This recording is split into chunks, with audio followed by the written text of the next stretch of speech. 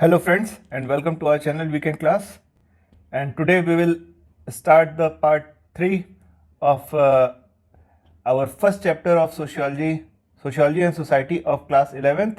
And in this part we will discuss about the intellectual and materialistic ideas that went into the making of sociology and the various theories and the impact of West on Indian sociologists and other fascinating facts. So let's get started. Now, sociologists have classified and distinguished societies in social development according to the scientific theories of natural evolution and findings about pre-modern societies made by early travelers.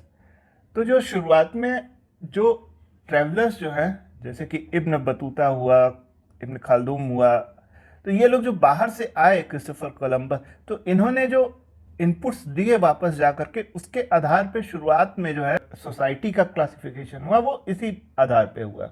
अब इस feature को highlight किया गया उस वक्त के शुरुआती जो सोशियोलॉजिस्ट थे, जैसे कि अगस्ट कॉम्ट, जो फादर ऑफ सोशियोलॉजी भी माने जाते हैं because he coined the term sociology. So August Comte, Karl Marx, Herbert Spencer, ये शुरुआती तीन जो हैं, एक तरीके से इनको कहा जा सकता है कि founding fathers. Basically the society was broadly classified on two types. दो टाइप सोसाइटी को दो टाइप भाग में विभाजित किया गया। पहला, types of pre modern society. Pre modern society में मतलब जब इंडस्ट्रीज नहीं आई थी, अर्बनाइजेशन की प्रक्रिया नहीं हुई थी, तो these were hunters and gatherers, जब आदमी घुमंतू प्रवृत्ति का था, हंटर एंड गैदरर। इसके अलावा पेस्टोरल, फिर जब वो एक खेती वाला, क्या कहते हैं, उसका हिसाब किताब हो गया, तो pastoral and agrarian society and non industrial civilisation, मतलब जब तक इंडस्ट्रीज नहीं लगी थी वो एक कैटेगरी में आई। Now the second was modern. तो एक प्री मॉडर्न हो गया, दूसरा मॉडर्न हो गया। मॉडर्न में कौन कौन सा है? जहाँ पे जब एक बार इंडस्ट्रीज आ गई तो उसकी बाद की जो सोसाइटी को क्लासीफाई किया गया, that was industrialise society. This type of society was evolutionary in nature. Evolutionary मतलब जो धीरे धीरे इसका इवॉल्व हुई हो, टाइम के साथ इवॉल्व होना। तो Darwin's ideas about organic evolution had a dominant influence on sociological thought. सबसे ज़्यादा जो इम्पैक्ट पड़ा शुरुआत में सोशियोलॉजी पे, वो था चार्ल्स डार्विन की जो थ्योरी थी ऑर्गेनिक इवोल्यूशन की, जैसे जो सर्वाइवल ऑफ फिटेस्ट के नाम से प्रसिद्ध भी है, तो उसका सबसे ज़्यादा इम्पैक्ट पड़ा ऑर्गेनिक इवोल्यूशन की थ्योरी। और इसी जो थ्योरी को जब सोसाइटी में नाम दिया गया तो इसको बोला गया सोशल डार्विनिज्म। और ये जो सोशल डार्विनिज्म की जो थ्योरी दी गई थी, वो किसके द्वारा दी गई थी? हर्बर्ट स्पेंसर के द्वारा दी गई थी। तो Darwin compared society to living organisms and the stages were compared to those of organic life. Society was a system of interconnected parts. किसी एक इंडिविजुअल की बात नहीं होती थी, एक इंटरकनेक्टेड पार्ट, जहाँ पे एक पार्ट जो है दूसरे पार्ट की मदद से फंक्शन करता था। हर पार्ट जो है वो एक दूसरे के पूरक होते थे, they were complementary. So each part playing a given function, और हर पार्ट का उस सोसाइटी में एक फंक्शन होता था। सो each part playing a function influencing the study of social institutions like family या स्कूल, जहाँ पे हर आदमी का हर एक महत्व होता है। The enlightenment of late 17th and 18th century. Enlightenment जो कि दूसरा सबसे बड़ा प्रभाव था। Enlightenment of late 17th and 18th century emphasise reason and individual. इसके पहले जो है चर्च जो है वो रिलीजन के ऊपर जो है बहुत ज़्यादा, जिसका कोई भी साइंटिफिक रीज़न नहीं था। लेकिन जब 17th सेंचुरी और 18th सेंचुरी, खासकर जब फ्रेंच रेवोल्यूशन हुआ, तो इससे जो है रीजन और इंडिविजुअलिज्म की जो भावना है वो जागी। तो there were great advancement of scientific knowledge and the methods of natural sciences.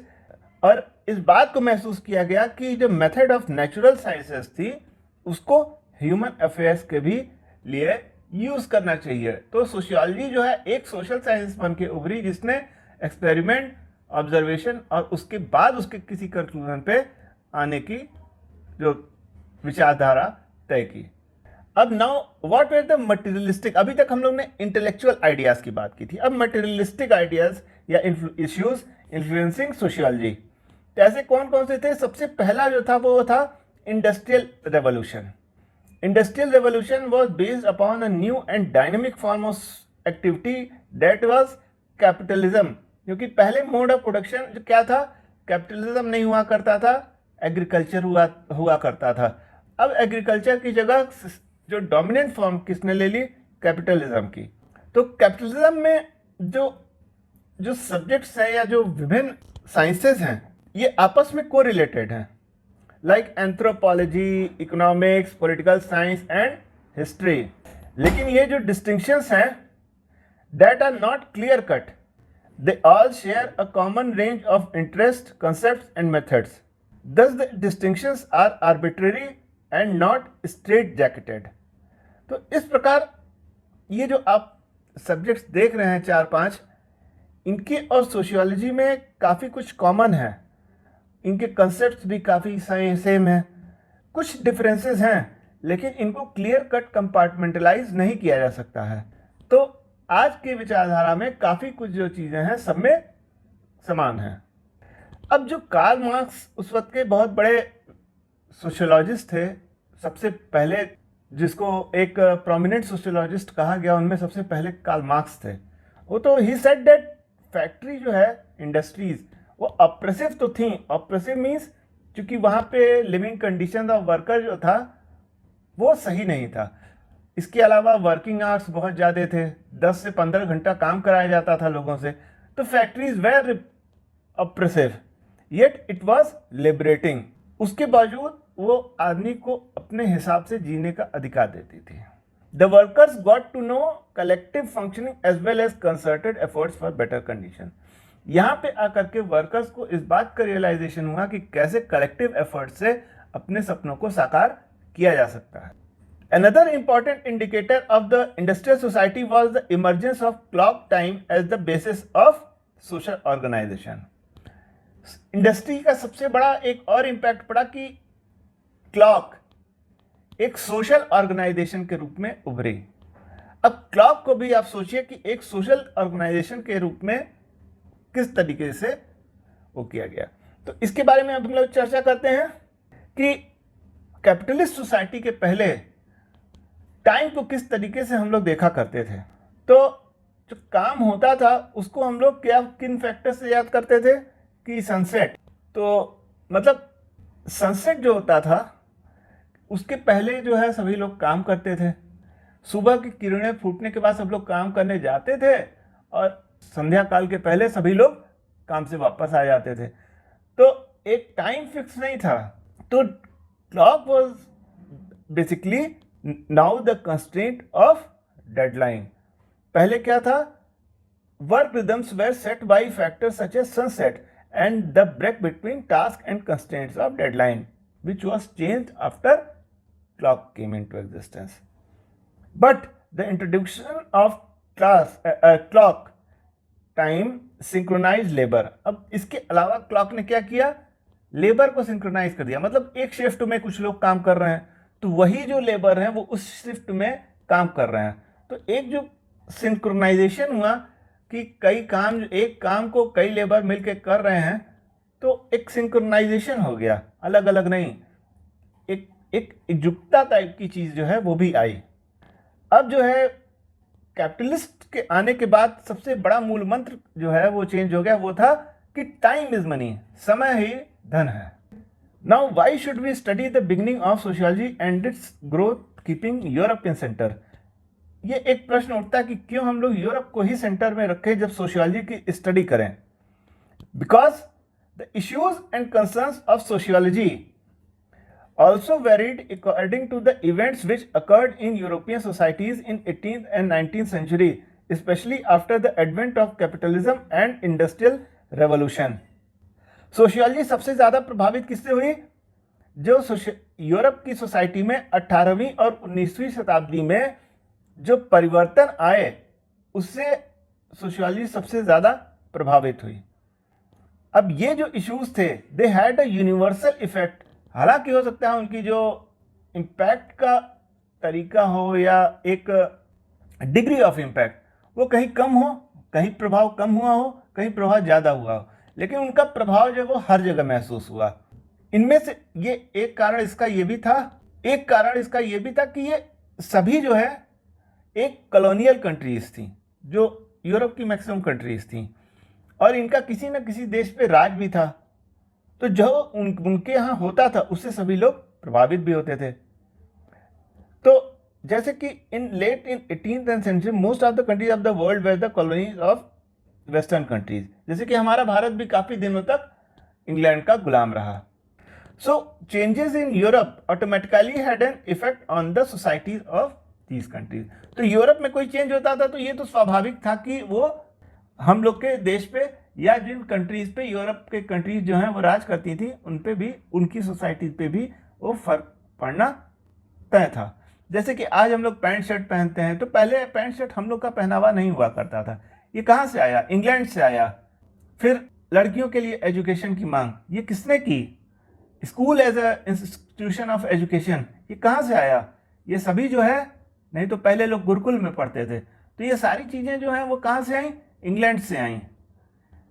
French revolution से लिबर्टी, इक्वालिटी, फ्रेटर्निटी, ये सारी चीज़ की अवधारणा सबसे पहले राजा राम मोहन रॉय ने ली।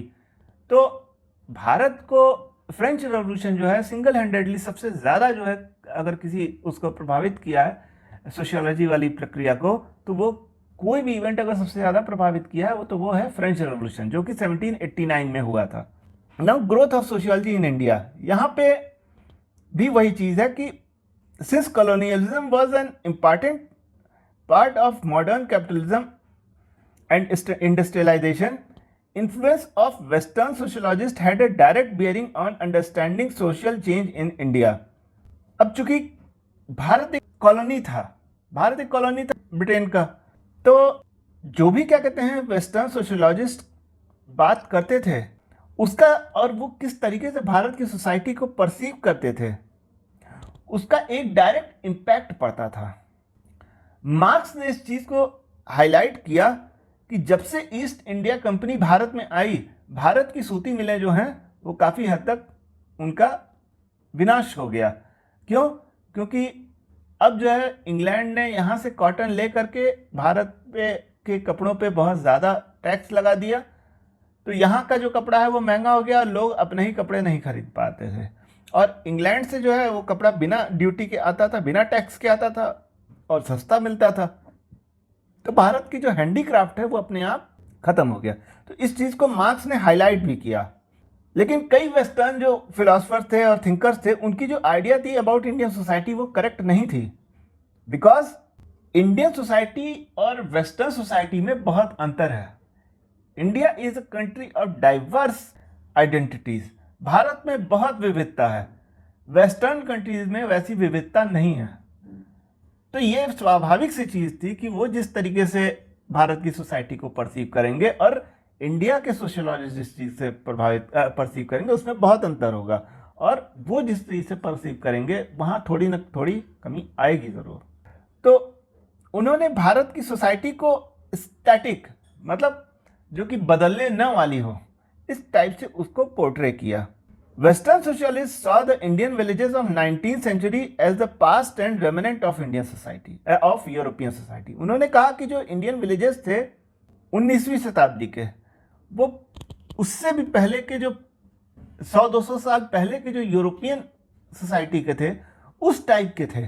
मतलब उन्होंने भारत को पहले ही उसको पीछे दिखा दिया कि 19वीं सदी का जो भारत था वो यूरोप का जो 17वीं और 16वीं शताब्दी का यूरोप था उसके करीब करीब बराबर था। तो भारत को उन्होंने एक ऐसी सोसाइटी बनाया जो अपरिवर्तनीय थी, जो परिवर्तनशील नहीं थी, जबकि यूरोप जो है एक परिवर्तनशील सोसाइटी थी। ऐसा यूरोपियन जो सोशियोलॉजिस्ट थे उन्होंने कहा। एंथनी गिडेंस ने जो है सोशियोलॉजी की एक परिभाषा दी है जिसमें उन्होंने इंडस्ट्रियलाइज्ड वर्ल्ड पे काफी ज्यादा एम्फेसिस किया है। तो he defined sociology as the study of human groups and societies giving particular emphasis to the analysis of the industrialised world. तो उन्होंने जो सोशियोलॉजी की परिभाषा, तो एंथनी गिडेंस ने जो सोशियोलॉजी की परिभाषा दी है वो किसके हिसाब से दी है कि analysis of the industrialised words. लेकिन ये भारत के केस में रेलिवेंट नहीं है। अब क्यों रेलिवेंट नहीं है? एम.एस. श्रीनिवास ने इस चीज को गलत ठहराते हुए कहा है कि भारत में जहां पे इतना डाइवर्स कल्चर है, इतनी विविधता है, इतनी डिफरेंस इन लाइफ स्टाइल है, इतना एथनिक डिफरेंस है, रूरल और अर्बन एरियाज में भी जो रहने वाले हैं उनके तरीके में कितना अंतर है, भारत में बहुत ज़्यादा अंतर है। तो यहाँ की सोसाइटी को एक पैमाने पर नापना या एक बटखरे में पूरी सोसाइटी को रख करके तौलना यहाँ भारत में सही नहीं होगा। तो it is not right to define Indian society on a singular parameter. इसके अलावा no rigid differences exist on basis of sociology and social anthropology in India. Bharat में सोशियोलॉजी और सोशल एंथ्रोपोलॉजी के अगर डिफरेंस को देखा जाए तो बहुत अंतर नहीं था, और ये चीज यूरोप में एक कॉमन फीचर। तो friends, with this we come to the end of this episode. Now there is one more episode remaining in this chapter. Do stay tuned for our next episode. That will be the last episode of this chapter. Thank you for being with us.